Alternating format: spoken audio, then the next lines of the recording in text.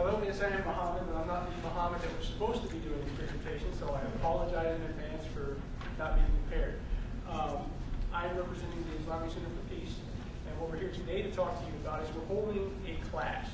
And the class is designed to give information to the community about Islam and what's going on in the country, now, past, and future. And I'll go over the two classes that we've already done. Were a general introduction to Islam and the class on the Quran itself. On Wednesday, on Thursday at 6 p.m., the classes start. This week we'll be covering the Prophet Muhammad himself. Like I said, everybody's welcome, and as an incentive to come, there's free food. So please do come, and it's all food. Most of the food is from the Middle East, and there's cookies and cakes for everybody. Doesn't matter your religion, your race, anything else. As a matter of fact, last class we had a rabbi. Came through the whole set of lectures, and we had a rabbi, preacher. We've been doing it now for a couple months. This particular series goes 4 more sections. You haven't really missed a lot. The next 4, like I said, are Prophet Muhammad, Islamic history, the role and status of women in Islam. Like it's a whole week dedicated to itself, so everybody can come there and ready to bash us. And the main branches of Islam. And then there's also going to be an open forum with a Sunni, a Shia, and a gentleman from Iran and Iraq. We'll all be there. So you can come and see the terrorists themselves. And hopefully you'll we're not terrorists. They're doctors, they're pharmacists, they're computer scientists there, there's chiropractors, everybody. We're all living right here in Fort Myers. So just coming out, we'd like to, you've heard about us from everybody, and I guarantee you 90% of them have never been out of the country, much less in the Middle East. Here's a chance to hear from the horse's mouth. So we invite you also, if everybody has a pen, unfortunately this is the only flyer this year, and I didn't bring any. So I'll give you the website that does have this flyer on the main page, and that is ic-peace.com. That's the Islamic Center for Peace, ic-peace.com. My father will be here tomorrow downstairs. He'll have a booth set up, and he'll also have flyers and information about Islam. If you're interested, please stop by and, yes, sir. What time is he going to be here? I believe he's going to be, it's either 8 or 10. I'm not sure. Like I said, I kind of got thrown into this. I hope I can have that answer for you before we leave. I'll give him a call. Is it morning or night then? In the morning. Okay. He'll be here until 2. I know that. It's going to run from, I think he's either going to be here at 8 or 10. I'm not sure. But that'll run until 2 o'clock, and he's just going to have a booth downstairs with flyers and a bunch of information for anyone who'd like to learn more. Like I said, you'll have these flyers, and if you want to, ic-peace.com is our website, and this is on the main page as well as the course outline.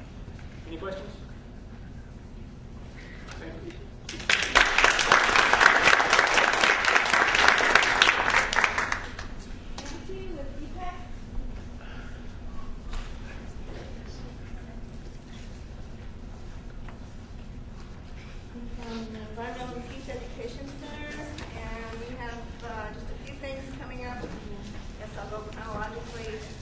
March 1st, we're showing this film at the Cape Coral Library. If anybody can make it over to Cape Coral, it's a film about energy, Plan to Re-Energize America by Jeff Berry.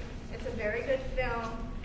He follows, he goes to the coal mines of West Virginia to the solar panels in Florida and presents a lot of solutions to energy problems for not just the wealthy who can afford all those solar panels, but for people who can do small things in their own homes, can't afford to reinvent everything about their home. So it's a great way to find out how to conserve energy, and we hope to be showing it other places as well, but March 1st at the Cape Coral Library. Next thing I think coming up is we will be here March 16th, Sunday. And I brought these flyers last month, so if you pick them up, you might be familiar with Winter Soldier, but it's the Iraq Veterans Against the War. They're doing a similar campaign to the one that the Vietnam Veterans Against the War did back in 1971. It's very important, I think, that we focus on listening to the veterans who have the courage to come together and speak out against the war. And they're going to be doing that in D.C. at the National Labor College to reveal the realities of the U.S. war policy in a public investigation called Winter Soldiers. And they did this during Vietnam, and it really opened a lot of eyes for the country. I think it was an effective thing, and I think we need to, they've asked for our support. I have flyers over on the table. There's a place where you can sign if you want to volunteer. The website's on there. What time is showing it? On the 16th, I guess we'll be here. I don't know when we'll be showing the film. There's a 30-minute film that they're putting together. If you want to preview the 1971 Winter Soldier film, it's an excellent film. It'll give you an idea of what they did back then. But the Iraq Veterans Against the War are putting together a special film, 30 minutes, and we will be showing it on the 16th, but I'm not quite sure what time we'll be showing it. But it will be part of the potluck that meets here. We also have invited John Riccio from Veterans for Peace. He will be here to help introduce the film, and he will be bringing with him a young Iraq veteran from Naples. We're looking for other speakers to introduce the film, because so far he hasn't committed. So if anyone knows anyone or can think of anyone, we're still looking for speakers. We also have been in touch with Ann Feeney. Ann Feeney's going to be here in Fort Myers March 17th and 18th. She's going to be performing at the Irish American Club and at the Manor Reading Center. And she's a wonderful, wonderful performer. She does activist songs. She wrote a song called Haven't Been to Jail for Justice. She does just wonderful music and plays guitar and sings and is a wonderful performer. So I just invited her right before I came tonight. She's going to be in Gainesville on that Sunday, but she says on her itinerary that she's going to be in Fort Myers, could be in Fort Myers by 8 o'clock, and has a big question mark, so I fired off an email to see if we can get her here also, for probably after everything else she could maybe perform for a I think that's it.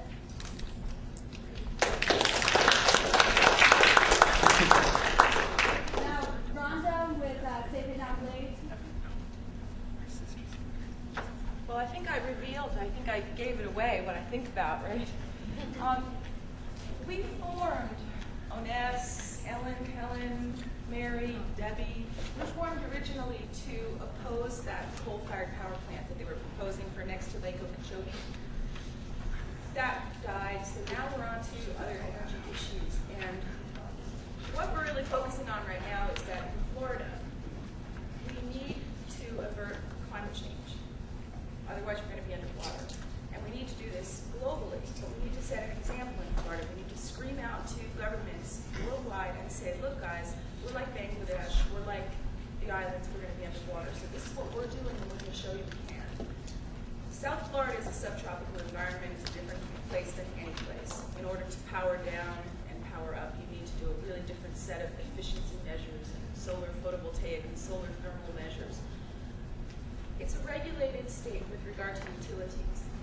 The utilities in Florida only make money by building infrastructure, power plants, transmission lines, acquiring property. And the state government can only yield to their demands by allowing them to build more structures. The power companies are not making money allowing us to put PV panels on our roofs or solar hot water systems, because that's what's called distributed generation, which is exactly what we need. We do not need more power plants. We have lots of literature demonstrating that. We do not need especially more coal or nuclear plants. Can everybody hear me? Because, no, I'm sorry. Anyway, we have lots of information on clean power. We don't need more power plants, and we need to be loud, and we don't have a lot of time to do this. So I hope that if you don't focus on that, I see there are a lot of different issues in this room, and the ones I know, I love the focus. The ones I don't, I'm looking forward to learning more about it. But if you want to talk about energy stuff that we focus on kind of ad nauseum, talk to us, because we're real happy to talk about it, and we'll help you get the message out to elected officials that they need to get out of FP&L's pocket and into the global bandwagon that's going to save lives, especially of the impoverished people that live in low-lying areas that can't move. Thank you.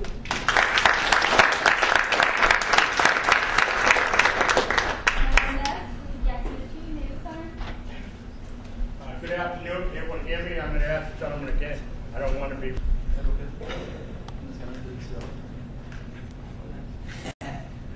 Hi, my name is Jordan. I'm from Immokalee. I work with the Student Farm Worker Alliance as well as Interfaith Action. Okay, this is Roque Rodriguez. He's from the Coalition of Immokalee Workers. Cat has his tongue. So yeah, basically, we just want to talk real quick about the kind of the latest in the campaigns for the farm workers in Immokalee. As some people might have seen, just about 2.5 weeks ago, January 17th, there was an indictment that was released in federal court in Fort Myers for the enslavement of tomato pickers in Immokalee. This is actually the 7th case that we've seen of enslaved farm workers in our state in the last decade alone. And when we say slavery, we really mean slavery. What the charges were indentured servitude and peonage. So these are charges that stem back to the 13th Amendment of Reconstruction during the Civil War. So that's what we're still looking at. And the reason is because if you think about the foundations of agriculture in our country, it was enslaved Africans who were brought over. And actually, this is the 200-year anniversary of the abolition of the transatlantic slave trade, 2008. And so it's interesting because you still see these cases coming up again and again and again. And so the Coalition of Immokalee Workers, who we work with, have uncovered 6 of those cases, over 1,000 people being held against their will and forced to work in agricultural operations here in Florida. And so this seems like it's going to be the 7th case. And so basically the way that the coalition is trying to resolve these issues is actually by looking at who is it that's making the most profit from these situations from which slavery sprouts. And looking at it, it's actually these major tomato purchasers that are making the most money on the supply chain. When you think about the process that it takes to pick the tomato from the plant and for it to end up in our burgers that we eat for really cheap, the people that are making the most money off that whole system are the people at the top of the chain. And so that's these major fast food chains, it's these major grocery chains. And so, as I think some folks know, the coalition has been able to get the largest restaurant corporation on the planet, Yum Brands. That's the parent company of Taco Bell, Long John Silver's, KFC, Pizza Hut, A&W Restaurants. And then also the largest fast food chain on the planet, which is McDonald's. Both of them to sign agreements with the Coalition of Immokalee Workers, paying 1 extra penny per pound for every tomatoes that they pick, which is roughly a 75% increase in wages. And when we talk about wages in terms of tomato picking in Florida, in Immokalee, you haven't seen a significant raise in 30 years. So since 1978, it's been 40 to 45 cents per bucket. So if it would have kept pace with inflation, it would have been well over $1, but still it's 40 cents to 45 cents per bucket. So the argument that the CIW has is the only way that we're actually going to see the abolition of slavery, we're actually going to see slavery stop, not thriving any longer, is when we get rid of the kind of the fertile soil from which slavery can sprout. So so long as we have sweatshop conditions as the norm, day in, day out, that's where you're going to see slavery. You don't see lawyers end up enslaved. You don't see teachers that are enslaved. Where you see cases of slavery are where things are already so absolutely horrific. And that's the reality of the everyday tomato picking operations here in Florida. And so that's why they're trying to get a raise, and it's also why they're trying to get codes of conduct with these major fast food companies to ensure that these sort of things like slavery aren't taking place. So right now our campaign is focused on Burger King. So I just wanted to sum it up real quick. So if anybody has any questions or wants to talk about any of this stuff, we'd be happy to actually set up presentations for student groups, as well as faith-based groups, civic groups, anything like that. And we definitely appreciate it. Yeah? Has anyone actually gone into Burger King yet and experienced slave-free tomato on their burger? That's a good question. In fact, I don't know, has anybody seen the Whopper Freakout commercials? Yeah. Pretty clever, right? So the Student Farm Worker Alliance is trying to flip the script, so to speak. And it actually encouraged people to go and ask and say, hi, I'd like a tomato, but I'd like to make sure that it wasn't picked in exploitative conditions. So actually, if you go to, so Burger King's pretty clever, and their ad agency is actually one of the hottest around, right? Crispin Porter Bogusky, who actually, when they got hired, Burger King was at all-time low in sales. They hired the super hot agency, and now they have all-time high sales. So anyways, one thing Crispin Porter Bogusky didn't think to do was to buy WhopperFreakout.org and WhopperFreakout.net, So for all the people that are doing the Google search or whatever and accidentally slip up and do org.net, they actually go to a site where you can actually find videos that have been created in which students from across the country have made tomato freak out, where they go into Burger Kings and they actually ask for these tomatoes that are free of slavery. So also, if people are interested in making your own video, you can post it to that site and check it out. Yeah, so any other questions? Or? All right.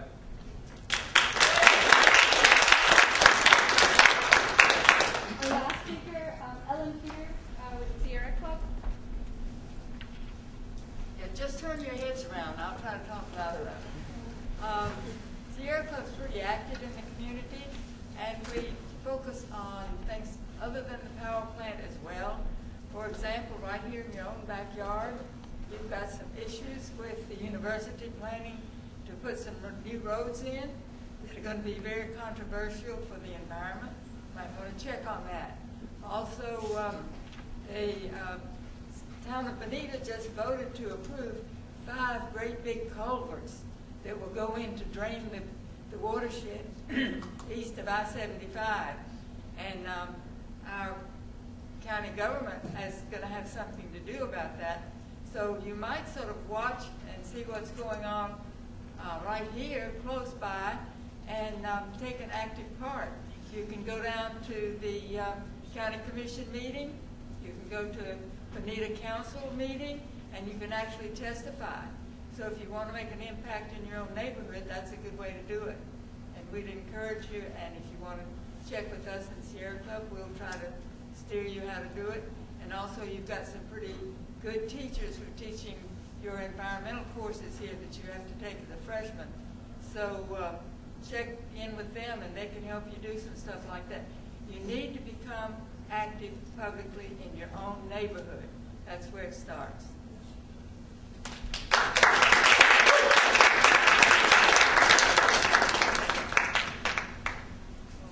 Was there a question? I just had a comment. My mother works in Broward County government, and so I'm aware of what goes on in local level government. The council meetings for the county government, executive board, legislative board, city meetings, city councils and whatnot, they're all open to the public. You can sign up, you can speak on any issue, you can go watch anything you want. Usually they'll let you speak for 3 minutes, something like that, but it's a good way to get on the record, to give the voice of the public, the concerned public, show up, talk about anything they want, really.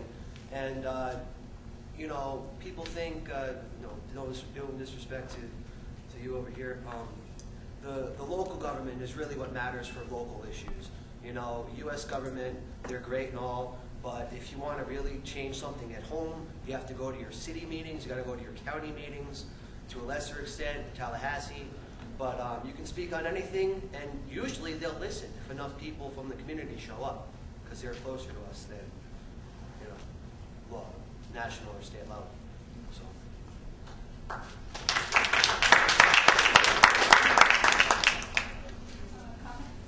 just wanted to say a couple of things.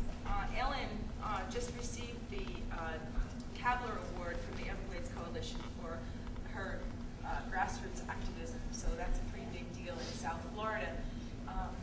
And the other thing that Sierra Club does that she didn't really talk about is it helps you get out and do things and enjoy the place that we live. Kayak trips and hikes and camping trips, and there's just so much to do out there. It's really important that you don't burn out. You know, you probably know this already, but come and have fun with us at Sierra Club too. Okay? Oh, and also we have these discs that I'm giving people away for free because they encourage us to copy them. It's from the Anti-Nuclear Alliance of Western Australia. It's a video, 28 minutes, called Climate of Hope. It plays pretty reliably on, it's on a DVD, it plays pretty reliably on computers and on really old cheap DVD players, but not on the new fancy ones. I don't know why, but maybe some of you know. But anyway, I have some if you want. Just come and get it. And that's it for speakers. So if you guys want to just mingle, you know, if you heard a speaker talk about something that you're interested in, I encourage you to approach them and ask more questions, see how you can get involved. And we still have more food over here, so if you guys are still hungry, go ahead. Make yourselves at home.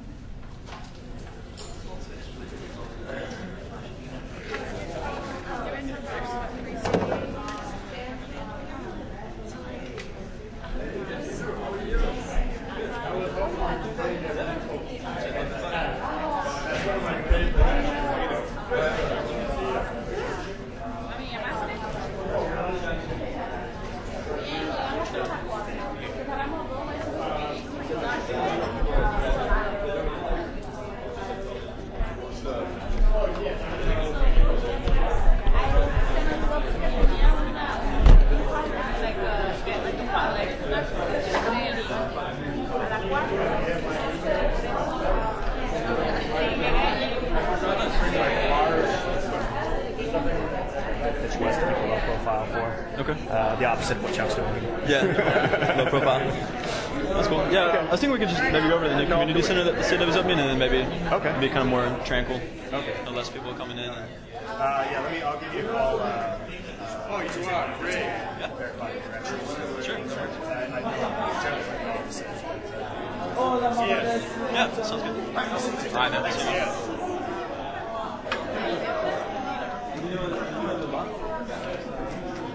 Oh yeah, like that's like.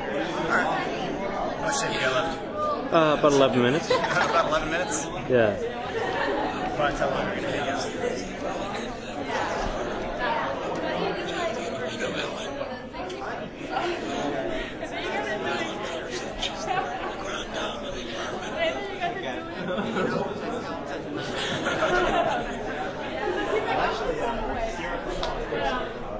What we've been doing, particularly on our website, is going out and actually talking to organizations, and we want to get your perspective on what's going on. It's not that they're giving a lecture.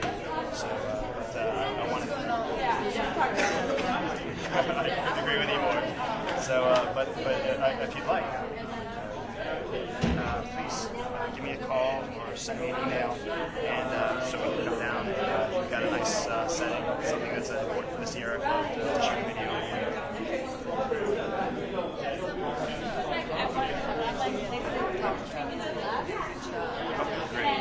Actually, our board is 10 members in small groups, so that would make it very interesting.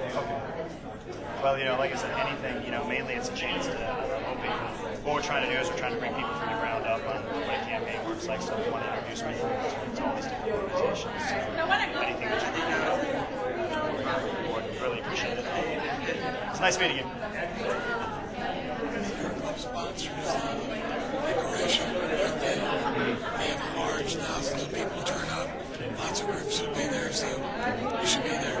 Yeah, I noticed one of the things that we've been kind of missing is talking to the environmental groups in here. And something to rectify. I'm a senior, but I have to slowly getting more and more of the administrative stuff passed over to other people, so I don't end up rambling like I did today. What's that? Yeah. Oh, I know. Yeah. But so I want to be able to focus more on actually being a candidate. We're doing so much and getting all the day-to-day stuff. Now's the time to do it as the presidential primaries wind down. Yeah, really. Well, at least we know who we got on the Republican side. It's actually kind of relief in a lot of ways. I'm so glad we didn't see Romney Giuliani. Yeah.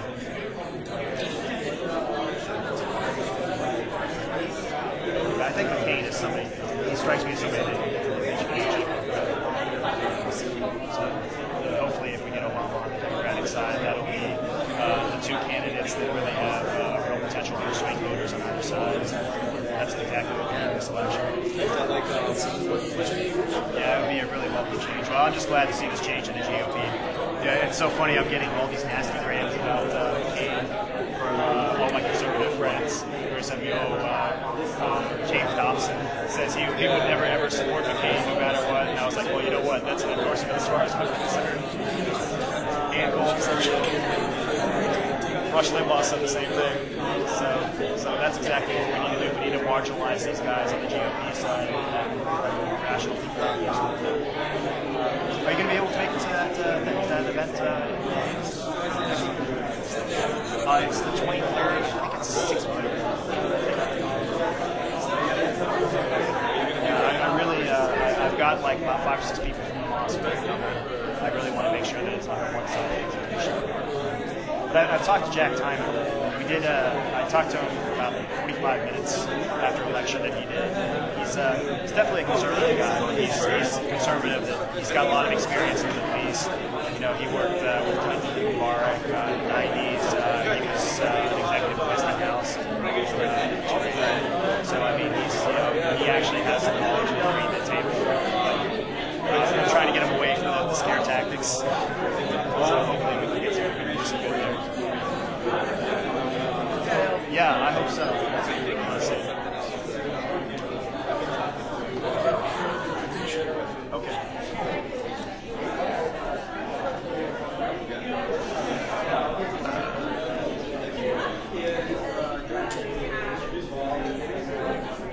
Can I see you Tuesday?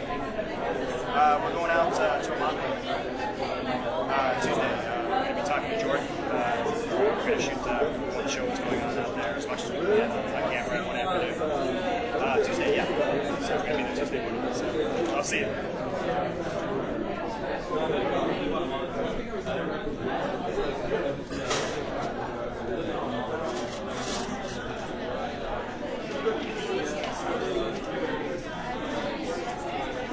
Look at how many people are still here. That's lots of people.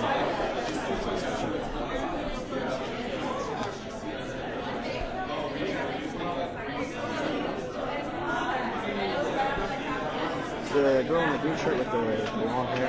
Yeah? She was the one that was talking about the food thing, right? Which one? That one in the glasses. Oh yeah, that's right.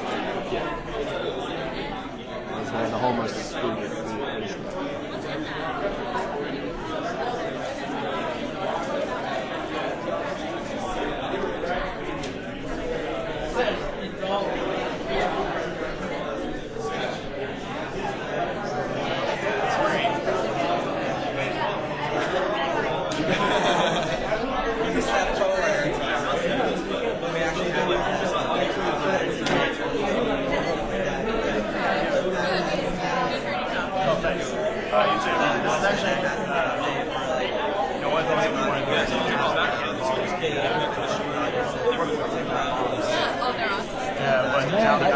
If I had known that, because I kind of already knew the Chinese campaigns because they wanted me to run, so it's like if I had known this, like basically I found out about it from John Toucher, like he was like there's a lot of other ones that meet during the week too. If you want to jump in on one of those. But I'll just call ahead. I'll just make sure I know. There's a Friday night one, there's a Thursday morning one. Also Centennial Park. Yeah.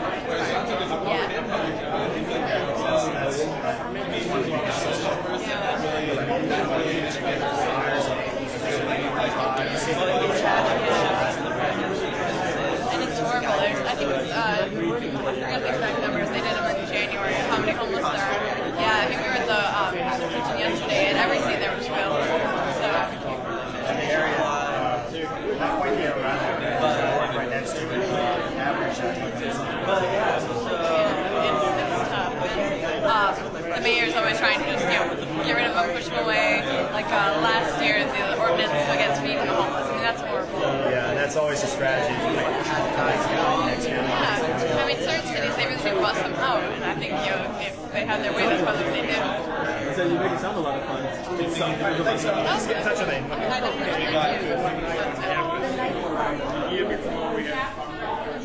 All right. How much film you got left? 3 minutes. 3 minutes? Yeah. I think you can give your arm a rest. Okay.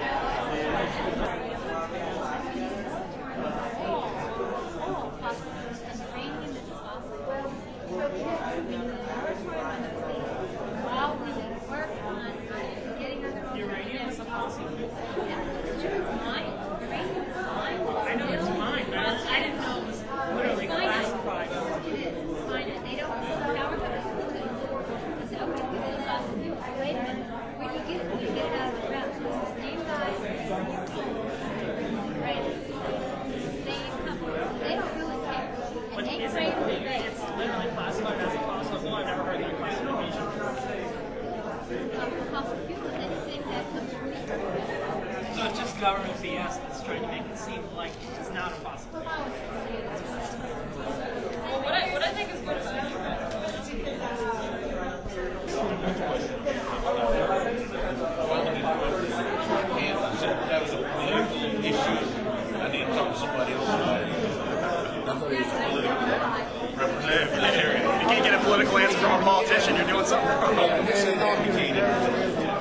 It was nice meeting you. Thanks. Hey, how you doing?